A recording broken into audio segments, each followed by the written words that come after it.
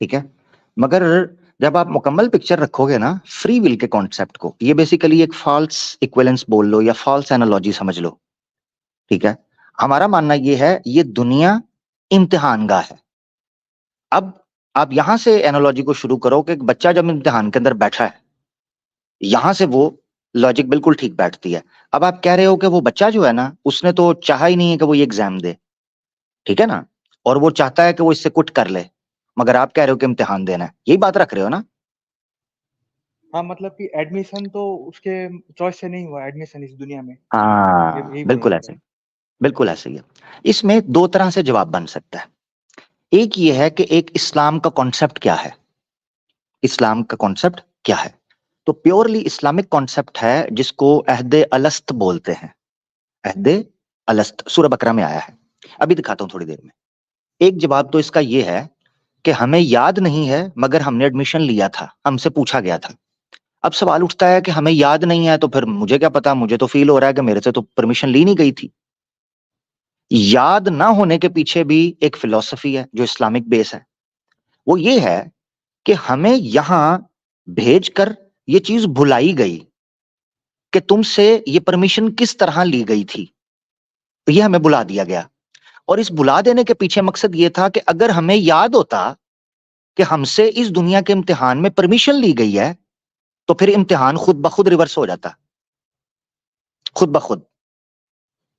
मिसाल के तौर पर अच्छा। मुझे आज याद होता कि जिस वक्त मैंने इजाजत दी थी कि "ऐ अल्लाह तू मुझे इस दुनिया में इम्तिहान में भेज", मुझे याद हो, तो फिर वो जो बेस है ना इम्तिहान की कि मुझे दोबारा से रियलाइज करना है, दोबारा से खोजना है, दोबारा से जानकारी प्राप्त करनी है, सत्य की खोज में निकलना है, अंबिया और रसुल का जो सिलसिला है वो सारे का सारा रिवर्स हो जाएगा।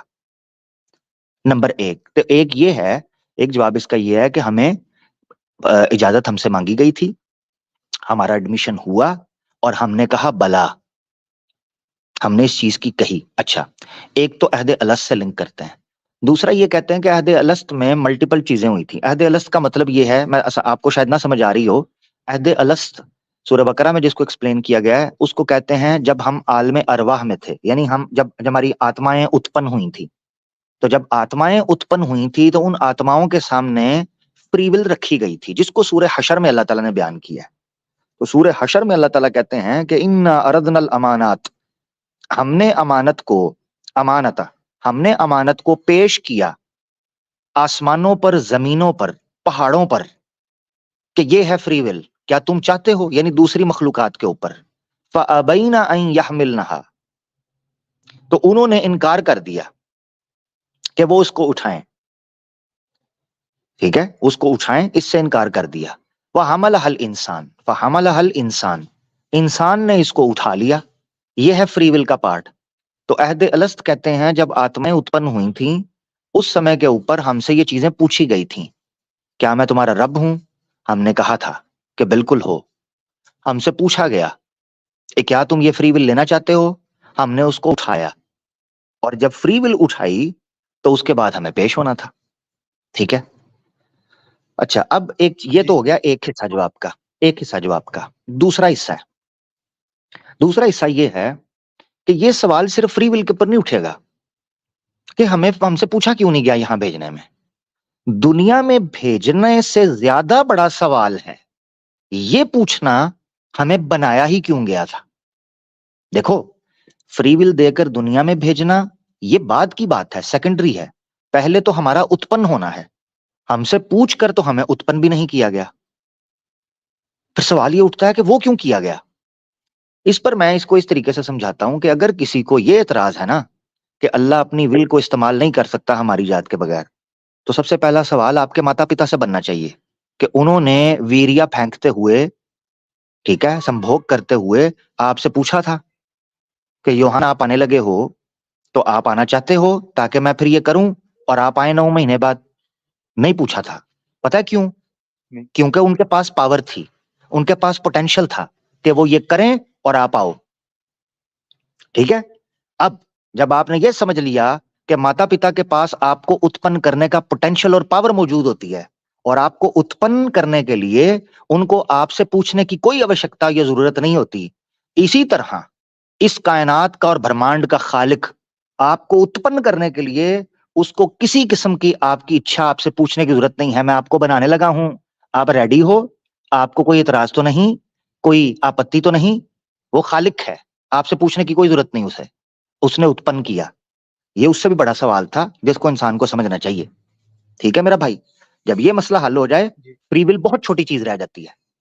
जी जी। जो जैसे आपने बताया कि पहले मतलब दुनिया से एडमिशन लेने से पहले उन्होंने हमारे आत्मा को पूछा था उस टाइम पे हाँ पहले हाँ भी। हाँ, जी तो क्या जी। मतलब उस टाइम पे कुछ ऐसे भी आत्मा थे जो ये बोले कि नहीं हमें इस दुनिया में नहीं जाना है टेस्ट देने के लिए, या कुछ ऐसे भी नहीं, थे मतलब आत्मा? हो सकता है हूँ, तब मेरे इसमें इसमें कुरान के बारे में कोई ऐसी बात नहीं की गई कि कुछ ऐसी थी कुछ वैसी थी। हो सकता है हूँ, उस बारे में इंफॉर्मेशन कंप्लीट नहीं आई हुई। ये बड़ा प्यारा सवाल पूछा योहान आपने, बहुत प्यारा पॉइंट है हाँ, कि अगर उस क्योंकि वक्त क्या सबने कहा था या किसी ने इनकार किया भी था। वेरी गुड पॉइंट, वल्लाहु आलम, जी मतलब मुझे नहीं पता। कि मैं हम्म, जी, मैं ये क्यों पूछ रहा हूँ, मेरा इंटेंशन है क्योंकि अगर कोई भी ऐसा नहीं था कि जो टेस्ट मतलब मना किया, तो इसका मतलब ये है कि वो सेकंड ऑप्शन था ही नहीं उन लोगों के पास। इससे ये हाँ भी एक पॉइंट जबरदस्त, साबित हो जाएगा। जबरदस्त। हाँ नहीं नहीं, मगर ये है कि हमारे पास कंप्लीट नहीं, पॉइंट बिल्कुल वो साबित हो जाएगा। ये बड़ा प्यारा पॉइंट आपने रखा है, बड़ा प्यारा सवाल है। और मगर मसला हाँ, ये है कि ऐसा कुछ इंफॉर्मेशन हमारे सामने आई नहीं। हाँ चलो ये ले लो, अच्छा। वेरी गुड, आपको पता चल जाएगा सेकंड ऑप्शन नहीं था। अभी मैंने एक्सप्लेन किया कि अल्लाह ने ये ऑप्शन दूसरी मखलूकात के सामने रखा था। हाँ, उन्होंने इनकार कर दिया। देखो कुरान दिखाता हूं, अगर वो इनकार कर रहे जी, हैं दैट मीन्स हमने इनकार नहीं किया। और फिर आगे अल्लाह ने एक्सप्लेन किया कि इंसान ने क्यों इनकार नहीं किया। वेरी गुड, बड़ा प्यारा सवाल पूछा तुमने, गुड। तो ये दिखाते हैं हम, हैं। तो इसको हम ले लेते हैं यहां से, यहां से। ठीक है, एक मिनट, किधर गया? हाँ, ये आयत मैं निकाल लूं इससे। ठीक है, तो यहाँ चले जाएंगे हम। अ, ये आयत मैं शेयर कर रहा हूँ, ये देखोगे आप। ये बड़ा प्यारा यूहाना आपने पॉइंट उठाया तो उससे मुझे याद आ गया। सॉरी, जी, सूरह हशर कह रहा था, ये सूरह अहजाब है। हाँ, सूरह हशर नहीं है, सूरह अहजाब। Yes, thank you. तो यूहान ने जो सवाल उठाया ना, बड़ा बेहतरीन सवाल है। और इसी आयत में जो कॉन्सेप्ट मैं समझा रहा था उसमें उसका जवाब भी दे दिया हुआ है जो इसमें ये सूरह अहजाब है, चैप्टर इंग्लिश 33। जी, इंग्लिश में है मतलब मैं ये तो नहीं जानता। हाँ, मैं इंग्लिश में ट्रांसलेशन ओपन कर लेता हूँ, रुको। ठीक है। किसकी कर लें, कोई भी कर लेते हैं यहाँ से। वहीदुद्दीन खान साहब की है, थोड़ा न्यू है। अच्छा, सूरह अहजाब चैप्टर 33 है, वर्स है 72। तो लिखा है, इन्ना अरदनल अमानता अलस समावाति वल अर्द वल जिबाल फअबैना अन यहमिलनहा।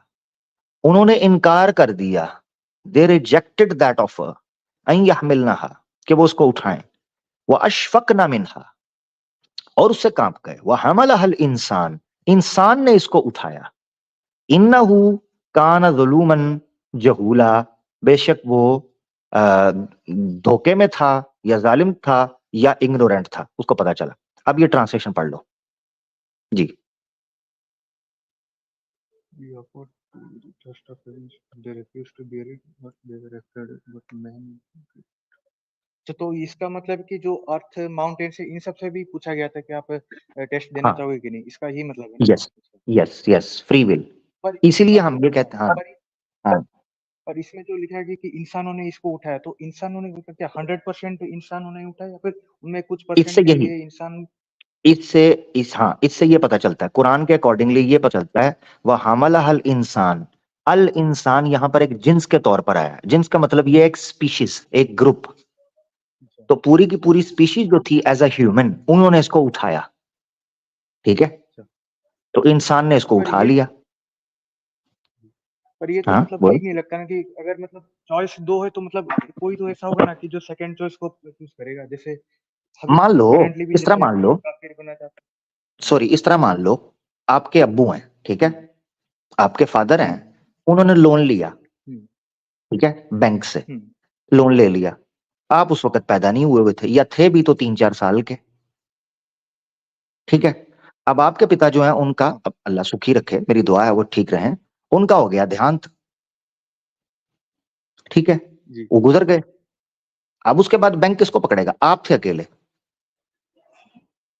हाँ बैंक आपको पकड़ेगा कि आप उनके बेटे हैं, ये लोन था, ये प्रॉपर्टी सेल करें या ये करें, ये करें, आप गाड़ी दें, फलाना करें, ताकि ये लोन ठीक करें आप।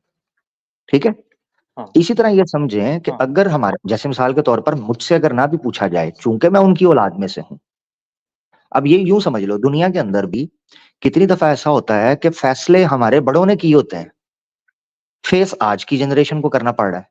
मान लो जैसे राम मंदिर का इशू है, ठीक है ना, अभी रिसेंटली, हम्म, अब कहाँ जाके 500-600 साल पहले किसी ने कोई निर्णय लिया, क्या तमाशा किया, फेस आज के मुसलमानों को करना पड़ रहा है, जिनका हो सकता है मुगलों के साथ ताल्लुक भी ना हो, उन सबको फेस करना पड़ रहा है। हम्म, तो ये याद रखना आपने, और ये करना पड़ता है, यही प्रोसेस है, इसके अलावा दुनिया बढ़ती नहीं है आगे, इसके अलावा हम लोग और आगे चल नहीं पाते, तो प्रैक्टिकली पॉसिबल ही ये सिचुएशन है।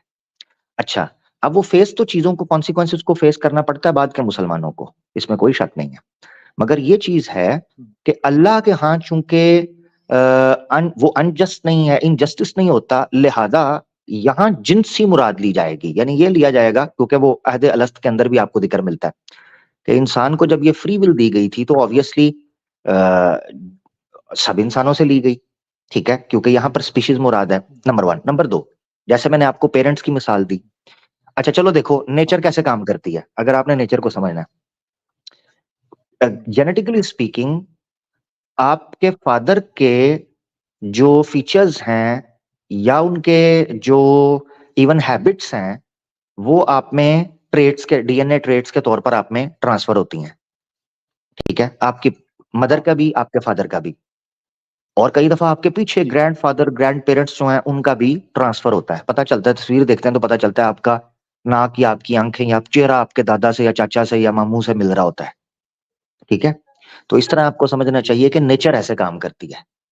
तो ह्यूमनली भी आपको ये मिसाल मिल गई, और सोसाइटी की भी मिसाल मिल गई, और लॉजिक की भी मिसाल मैंने दे दी हुई है जी, ये बात है। जी इस पर कोई और बात जरूर करें अगर आपको लगता है तो। हाँ जी। तो इससे एक सेकंड क्वेश्चन भी उठता है कि मान लो कि अगर कोई सक्सेसफुली जन्नत भी चला गया तो क्या वो ऐसा विश मांग सकता है कि मुझे एग्जिस्टेंस से ही मिटा दो? ऐसा कोई विश मांग सकता है कि नहीं? ऐसा कोई मांग सकता है कि मुझे हटा दो? मिसाल के तौर पर मैं आपको एक चीज बताता हूँ, ये विश आपको दुनिया में क्यों आती है? इसलिए कि यहाँ चीजें परफेक्ट नहीं है, आपको दुख मिलता है। जन्नत है परफेक्ट, हम्म, वहां पर आपको सुख होगा, वहां कोई बेवकूफी होगा जो कहेगा मुझे मिटा दो। ये सोच दुनिया में आती है, क्योंकि दुनिया में दुख नजर आता है, पेन है, सफरिंग है, ठीक है, टॉक्सिक लोग हैं, लाइफ बहुत ज्यादा बम्पी है, आपकी इच्छा के बगैर दुनिया चल रही है, इसलिए आपको फील होता है, आप दुनिया से जाना चाहते हो। पर हदीस है, अल्लाह के रसूल ने पर फरमाया, हदीस है एक, सुन लो पहले, हदीस है, अल्लाह के रसूल ने फरमाया कि एक वक्त आएगा फितन के दौर में, यानी कुर्बे क़यामत में, आखिरी टाइम के अंदर एक दौर आएगा कि लोग ये इच्छा करेंगे कि काश वो मर जाते, कब्र के पास से गुजरेंगे। ये जो तुम सोच रहे हो ना, ये मैं बता रहा हूँ कि ये एंड ऑफ टाइम्स को दर्शाते हुए अल्लाह के रसूल ने कहा था। तो उन्होंने कहा कि एक बंदा कब्र के पास से गुजरेगा, काश, वो कहेगा काश इसकी जगह मैं होता, दुनिया में इतना फसाद और इतना काल मच जाएगा, महामारी मच जाएगी, वो कहेगा मैं ना होता। जन्नत का जो कॉन्सेप्ट है ना, जन्नत का जो पूरा का पूरा प्रोसीजर है, वो टोटली इन सारी नेगेटिविटीज से, इन सारे टेंशन से, इन सारे स्ट्रेस से और इन सारे सफरिंग से हटकर है। जब वो उससे हटकर है ना, तो वहां मुझे नहीं लगता, आज ये आप सोच रहे हो, वहां ये कोई इच्छा नहीं करेगा कि मैं मिट जाऊं, या मुझे नहीं होना, या मैं एग्जिस्ट नहीं करना चाहता, ऐसा कोई नहीं सोचेगा। जी, पर मतलब एक हदीस में सुना था कि जिसमें ये बताया गया था कि जन्नत के जाने के बाद भी दो अफसोस होगा एक इंसान का, कि वो हाँ हाईएस्ट लेवल पे क्यों नहीं गया, जन्नत का जो हाँ अपर लेवल है वो अचीव नहीं कर पाया। हाँ और हाँ दूसरा हाँ ये होगा कि वो अल्लाह को नहीं देख पाया। ये दो अफसोस रहेगा ही इंसान में, एक हदीस हाँ, में ये मगर लिखा ये था। अफसोस, हाँ तो ठीक है, वो ठीक है, ये आपने सही कहा है, ये आपने सही कहा है, ये मैंने पढ़ी है हदीस, ठीक है, मगर उसमें ये आपने समझना है, वो अफसोस डिप्रेशन पैदा नहीं करेंगे। यानी मिसाल के तौर पर मैं आपको बताता हूं, एक मिसाल से समझाता हूं। आप आप एक घर लेते हो, अच्छा घर, ठीक है, और जब आप वो घर लेते हो तो आपको पता चलता है कि उससे सस्ता घर और उससे बेहतर घर और उससे बेहतर लोकेशन पे घर अवेलेबल है आपके लेने के बाद, आपको दुख तो होगा कि अगर मैं थोड़ा वेट कर लेता, थोड़ी और स्ट्रगल करता, थोड़ा और मार्केट घूम लेता, 4 पैसे और इकट्ठे कर लेता, तो इससे बड़ा बैंगलोर ले लेता, इससे बड़ा विला लेता। मगर ये चीज आपको डिप्रेस नहीं करेगी कि आप ये सोचना शुरू कर दें, यार मैं तो बिल्कुल ही बेकार था, मैं ये नहीं कर सका वो। तो टेंशन होना या अम्लों की कमी फील होना, ये तो बिल्कुल होता है। इसमें तो कोई शक नहीं कि इंसान चाहेगा मैं बेहतरी की तरफ जाऊं, ऑब्वियसली, मगर वो नेगेटिव नहीं होगी, डिप्रेशन नहीं होगा उससे। ठीक है ना? अच्छा जी, हाँ, ठीक ये है जी, चीज है। मतलब सब यानी वो कहते हैं ना, मतलब वो आपका कहते हैं ना कि इसकी मिसाल है ना, एक और मिसाल दी जाती है, वो कहते हैं कि शादी करने के बाद, मोबाइल लेने के बाद और गाड़ी लेने के बाद आदमी ये कहता है काश थोड़ा वेट कर लेता, अच्छा मॉडल मिल जाता। ठीक है? तो मकसद मकसद कहने का ये है कि भाई इतना सही होता है और टेंशन कोई नहीं। तो आप स्ट्रेस ना लो। वहां की हम यहाँ रहकर जब जन्नत को एनालाइज करते हैं ना, तो फिर हमें इस तरह के सवाल उठते हैं हमेशा में, या क्या करेंगे, बोर हो जाएंगे ये वो। वही आप लोग उस चीज के अंदर गए ही नहीं हो। इसीलिए एक हदीस है कि अल्लाह के रसूल ने फरमाया कि जब दुनिया में जिसने परेशानी की जिंदगी गुजारी होगी ना, मार खाई, लुट गया, कत्ल हो गया, परेशान हुआ, दुख उठाए, सफरिंग देखी, जब उसको जन्नत का एक चक्कर लगवाया जाएगा ना, जन्नत का चक्कर लगाया जाएगा, तो उससे पूछा जाएगा हाँ तूने दुनिया में क्या तकलीफें देखी, वो भूल जाएगा। वो कहेगा मैंने तो देखा ही कुछ नहीं, अगर इसके बदले मुझे ये जन्नत मिल रही है तो ये तो कुछ भी नहीं था। इतना सुकून है वहां। अब यह है कि जन्नत के अंदर जब आप पहुंच जाते हो, इस शरीर से निकल जाते हो कि ये शरीर को मृत्यु आनी है, इस शरीर ने बूढ़े होना है, इसको रोग लगने हैं, इसके साथ और दूसरी जरूरियात हैं, कमजोरियां हैं। जब आप जन्नत में चले जाओगे तो फिर ये जो शरीर की कमजोरियां हैं, इसकी नेगेटिव जो फीचर्स हैं, बीमार होना, ये वो सारी चीजें, ये खत्म हो जाएंगी और आप एक परफेक्ट लाइफ वहां पर जियोगे। फिर आपका दिल नहीं करेगा कि मैं ना होता। फिर आप कहते 5-6 मेरे जैसे और भी होते, मेरे बच्चे भी होते मेरे साथ, ये भी सोचोगे। ठीक है ना? जी ओके, जी, शुक्रिया जी। Thank you.